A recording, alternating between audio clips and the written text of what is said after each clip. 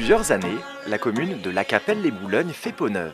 Ça et là, des travaux sont en cours. Ils visent à redynamiser le centre-bourg. Maison des services, aménagement de la voirie, sécurisation de l'école. Pour cette commune de 1600 habitants, de tels chantiers n'étaient pas réalisables sans des aides.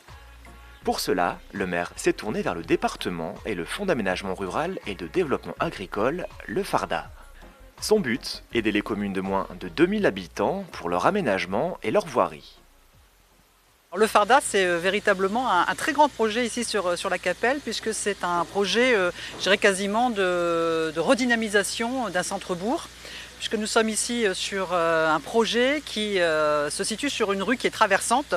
Elle n'aurait pu être que traversante, cette route. Le maire a choisi, avec notamment l'aide aussi de l'ingénierie du conseil départemental, d'en faire véritablement une route qui distribue l'ensemble des services. Alors on le voit, il y a beaucoup de magasins qui sont sur cette route, beaucoup de commerces qui sont très très vivaces.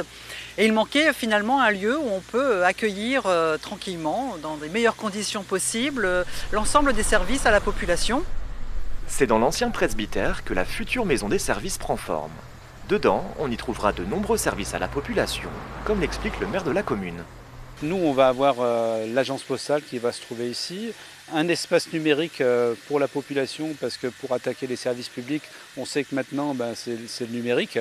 On a la chance aussi que la fibre va arriver dans peu de temps, donc le débit, on va l'avoir.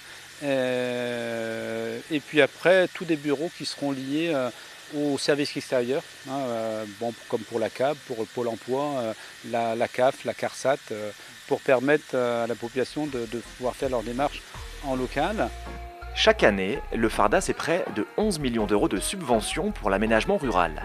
Alors qu'un tiers de la population du Pas-de-Calais habite dans des communes de moins de 2000 habitants, le FARDA est cet outil essentiel à leur développement.